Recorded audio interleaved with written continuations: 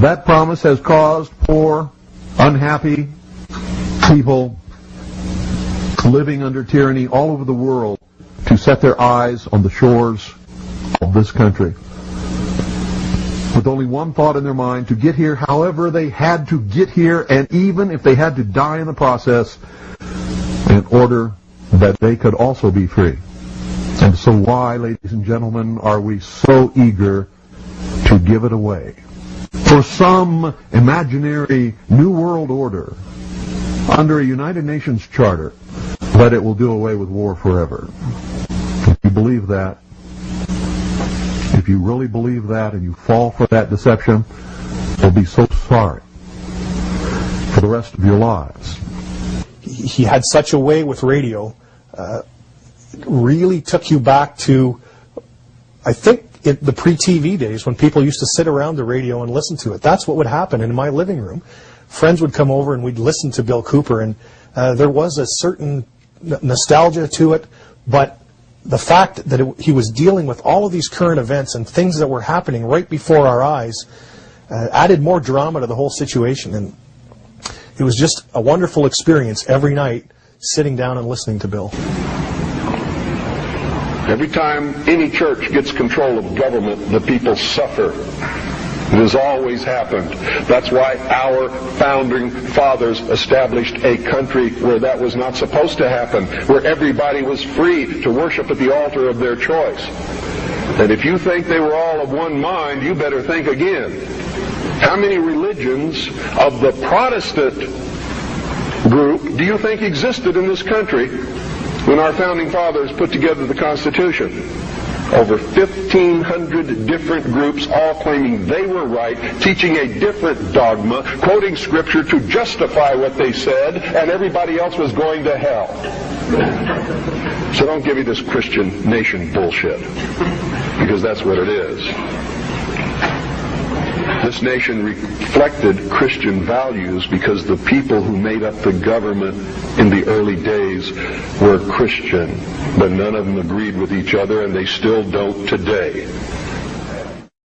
Bill married, had children, and continued his life as a messenger by creating a large global civilian intelligence gathering organization called CAGI.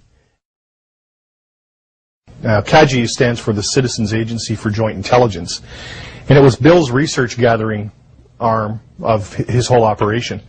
His principal idea behind CAGI was to get a whole group of like-minded researchers and individuals, patriots in the U.S. and throughout the world, really.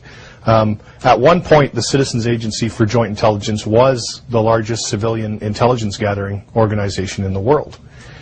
And the one thing about CAGI was that it wasn't a secretive society like the FBI or CIA would be. It was an intelligence gathering organization with the idea of putting this gathered intelligence out to the rest of the world.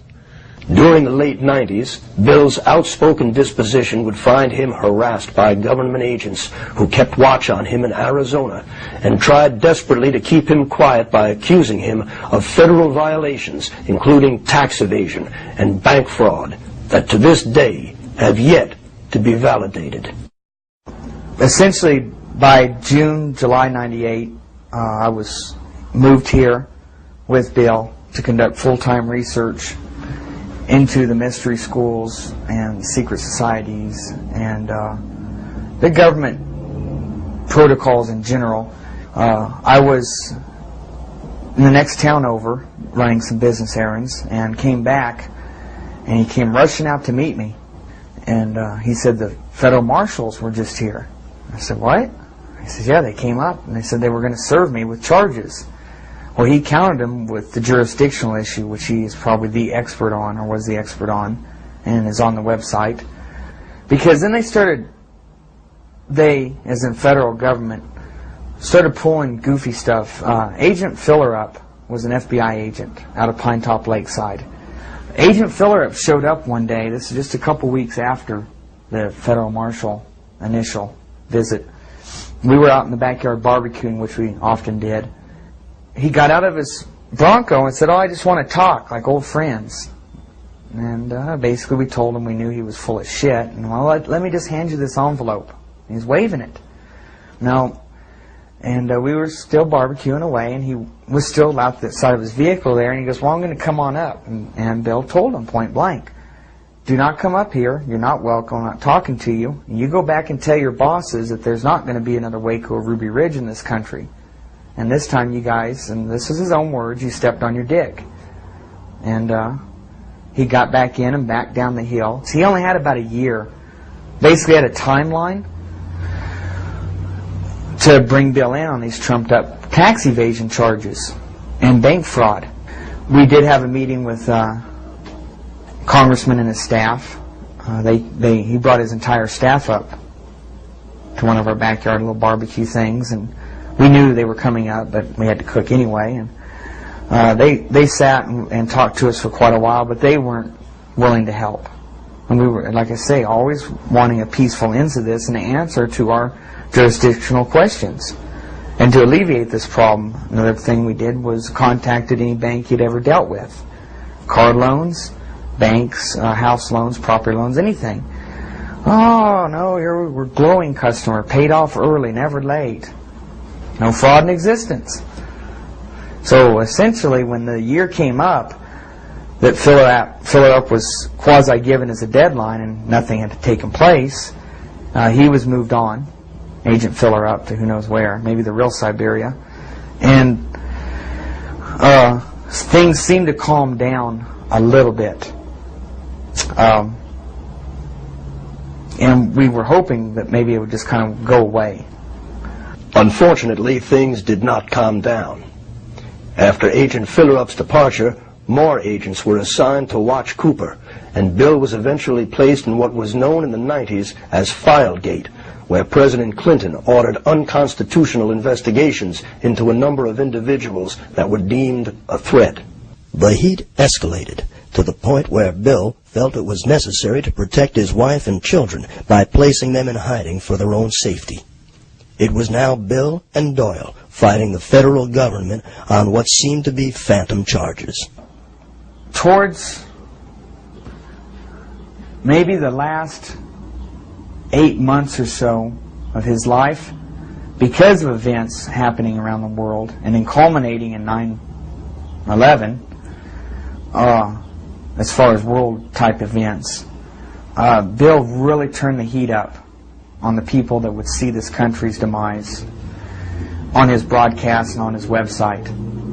And at that point, a person could tell if they had watched the happenings and knew the facts, not just the crap that was put in a paper here and there about Bill or the situation here, and had done their research, that now it wasn't a matter of if but when for Bill's demise. In August of 2001, a local doctor by the name of Scott Hamlin had reported to local Eager police that he had been harassed while parked on Bill's Hill by a man who followed him, pulled out a gun, and threatened him in front of his wife and kids. Even though it could not be proven that it was Bill, law enforcement now had a reason for serving a warrant for his arrest. Dr. Hamlin had been going up and playing real petty little games at night and up right next to Bill's property. This particular night, he had his family up there, and they claimed they were just up there to watch the lightning storms. But the problem was Dr. Hamlin would really egg people on. He's a real weasel. And Bill had enough of it and ordered him off the whole area. Just get out of here, I'm calling the cops. Now, if Bill wanted to do harm to him, he would not call the cops, obviously. Bill told me about this the next day, and that was pretty much all that was of it. The first warrant was served on September 11th of 2001, but was postponed. It would not be until November of 2001 when the police would finally make an attempt to raid Cooper. Cooper's broadcasts at this time had already been looking into the federal government's compliance in the events of 9/11. One of the things that makes everybody wonder why Bill's life was snuffed out in 2001 was because in June of that year, Osama bin Laden, who was a relative unknown at that time, Bill had been following the news and found a lot of curiosities and went on the air predicting that there would be a major attack